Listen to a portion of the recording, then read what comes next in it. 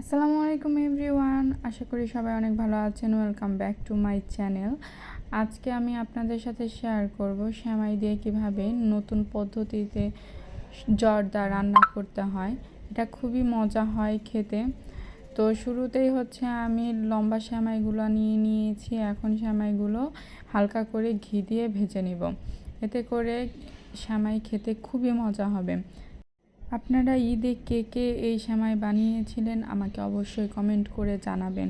আর খেতে অনেক মজা হয় সেটা তো সবাই জানেন। আর ঈদে আপনাদের বাসায় কে কী বানিয়েছেন সেটাও অবশ্য আমাকে কমেন্ট করে জানাতে ভুলবেন না।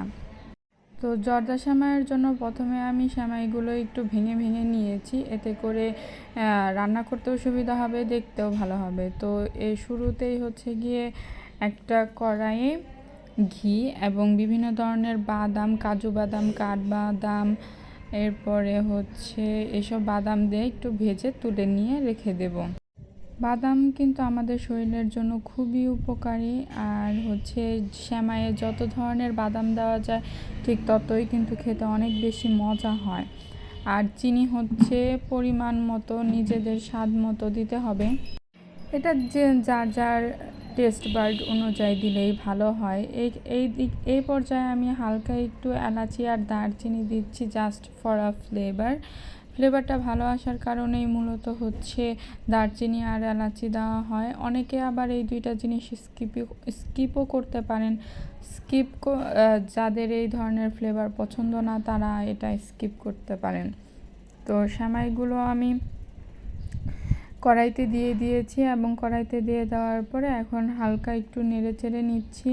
নেড়েচেড়ে নেওয়ার পরে হচ্ছে এরপরে একটু ভালোভাবে নেড়েচেড়ে নিব, যাতে কড়াইয়ের চারপাশে না লেগে থাকে এবং যাতে এই মিষ্টিটা প্রপারলি সেমাইয়ে যায়।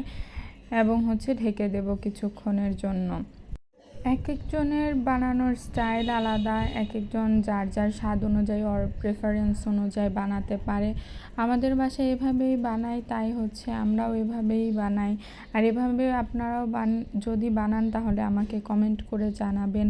খুবই ইজি এবং সুস্বাদু একটি খাবার, খেতেও খুবই ভালো আর হেলদি। স্পেশালি বিভিন্ন ধরনের বাদাম দেওয়া হয়, বাদামের কারণে খাবারটি আরও বেশি মজা হয়ে থাকে।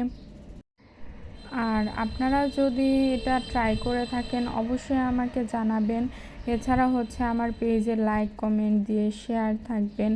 আর হচ্ছে যারা যারা এটা বানাই খাবেন তারা অবশ্যই আমাকে বলবেন যে কেমন হয়েছে, কমেন্ট করবেন। আর হ্যাঁ, আমার চ্যানেলটি অবশ্যই সাবস্ক্রাইব করবেন, আপনারা পাশে থাকবেন। এ তো হয়ে গেল আমার জর্দা সেমাই বানানো। আর খেতে খুবই বেশি মজা হয়েছিল, বাসার সবাই খুব বেশি পছন্দ করেছে।